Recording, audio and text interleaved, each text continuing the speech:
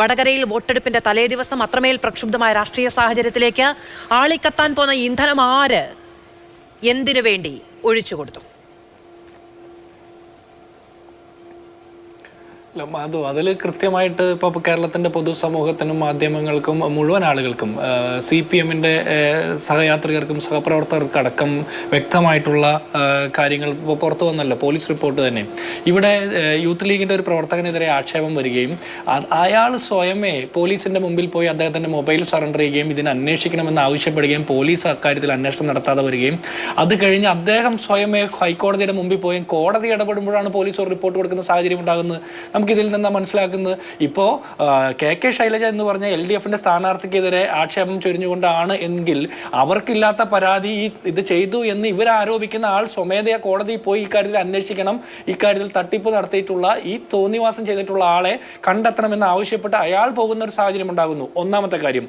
രണ്ടാമത്തത്, വടകരയിലെ തെരഞ്ഞെടുപ്പുമായി ബന്ധപ്പെട്ട് തുടക്കം മുതൽ അവസാനം വരെ CPM-ന്റെ ഭാഗത്ത് നിന്ന് എടുത്തിട്ടുള്ളത് മുഴുവൻ വ്യാജമായിട്ടുള്ള ആരോപണങ്ങളും ആക്ഷേപങ്ങളുമാണ്.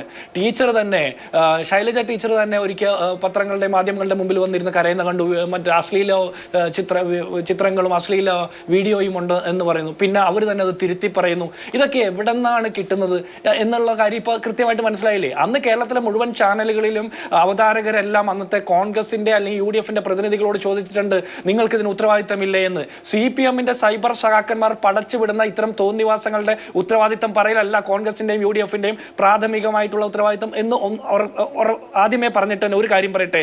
ഈ വിഷയവുമായി ബന്ധപ്പെട്ട് അവിടെ ചെന്ന് പ്രസംഗിച്ച AA റഹീം എന്ന് പറഞ്ഞ രാജ്യസഭാ MP ഉണ്ടല്ലോ, അദ്ദേഹം ഈ നിമിഷം വരെ പോലീസിന്റെ റിപ്പോർട്ട് പുറത്തു വന്നു, ഈ നിമിഷം വരെ തിരുത്തി പറയാൻ തയ്യാറായിട്ടുണ്ടോ? ഷാഫിയെ വർഗീയ വിഷം എന്നല്ലേ പറഞ്ഞത്? യഥാർത്ഥ വർഗീയ വിഷം CPM പാലും തേനും കൊടുത്ത് വളർത്തുന്ന ആളുകളാണ് എന്നുള്ള കാര്യത്തിൽ സംശയമൊന്നും വേണ്ട. KK ലതിക എന്ന് പറഞ്ഞ മുൻ MLA ഇത് ഷെയർ ചെയ്യുന്നു. അതുപോലെ തന്നെ ഇവരുടെ സന്തത സഹചാരികളായിട്ടുള്ള എഴുത്തുകാർ, സാമൂഹ്യ പ്രവർത്തകർ, സാംസ്കാരിക നേതാക്കന്മാർ, അങ്ങനെ ഒരുപാട് ആളുകൾ ഷെയർ ചെയ്യുന്നുണ്ട്. ചരിത്ര പണ്ഡിതൻ എന്നൊക്കെ ഇവർ അവകാശപ്പെടുന്ന പ്രൊഫസർ KN ഗണേഷ് അദ്ദേഹമൊക്കെ അത് തിരുത്തുന്ന സാഹചര്യം നമ്മൾ കണ്ടോ? ഞങ്ങൾക്ക് തെറ്റ് പറ്റിപ്പോയി എന്ന് പറയുന്ന സാഹചര്യം നമ്മൾ കണ്ടോ? ഇവരൊക്കെയാണ് ഈ കേരളത്തിലെ വിദ്യാർത്ഥികളെ ചരിത്രം പഠിപ്പിക്കുന്നത് അല്ലെങ്കിൽ പഠിപ്പിച്ചിരുന്നത് എന്ന് പറയുമ്പോൾ എത്രത്തോളം ഗതികെട്ട അവസ്ഥയിലാണ് നമ്മുടെ വിദ്യാർത്ഥികൾ പോകുന്നത്. ഒന്നാമത്തത്, ദീപ നിശാന്തിനെ പോലെയുള്ള ആളുകൾ, എഴുത്തുകാർ ഇതൊക്കെ ഷെയർ ചെയ്യുന്നു. ഷാഫി പറമ്പിൽ ജയിച്ചാൽ അത് വർഗീയതയുടെ വിജയമാണെന്ന് അവർ പറയുന്നു. എന്ത് രാഷ്ട്രീയ ബോധ്യത്തിന്റെ അടിസ്ഥാനത്തിൽ അത് പറയുന്നത്? ഞാൻ ഒരു കാര്യം കൂടി ചോദിക്കട്ടെ മാധു, കേരളത്തിലെ മുസ്ലിങ്ങൾ അല്ലെങ്കിൽ ഇന്ത്യയിലെ മുസ്ലിങ്ങൾ ഇസ്ലാം ഇതര സ്ഥാനാർത്ഥികൾക്ക് വോട്ട് ചെയ്താൽ മാത്രമേ അവരുടെ മതേതരത്വം തെളിയിക്കാൻ പറ്റൂ എന്നുള്ള ഗതികേടിലേക്ക് അവരെ കൊണ്ടുചെല്ലുന്നത് CPM ആണ്.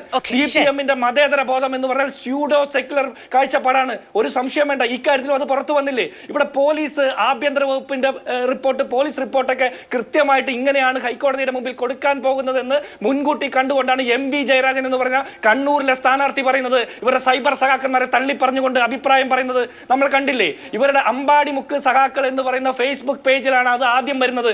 അവരെ വിളിച്ച് അന്വേഷിക്കണ്ടേ? ഇവിടെ ആരെങ്കിലും ഒരു വാട്സപ്പിലോ ഫേസ്ബുക്കിലോ എന്തെങ്കിലും ഫോർവേഡ് ചെയ്താൽ, ലൈക്ക് ചെയ്താൽ, അതിന്റെ പേരിൽ മുഖ്യമന്ത്രിക്കെതിരെ ആക്ഷേപം ഉണ്ടായാൽ അതിന്റെ പേരിൽ കേസെടുത്ത് അറസ്റ്റ് ചെയ്യുന്ന, വിദേശത്ത് പോയി വരെ അറസ്റ്റ് ചെയ്യാൻ ആർജവം കാണിക്കുന്ന പോലീസ്, കേരളത്തിന്റെ സൈബർ ഡോമിന് എന്തുകൊണ്ടാണ് ഈ കാഫിർ പ്രയോഗം നടത്തിയ, ഇത് ആസൂത്രണം ചെയ്ത ആളുകളെ കണ്ടുപിടിക്കാൻ പറ്റാത്തതെന്നുള്ള ഉത്തരം പറയണ്ടേ?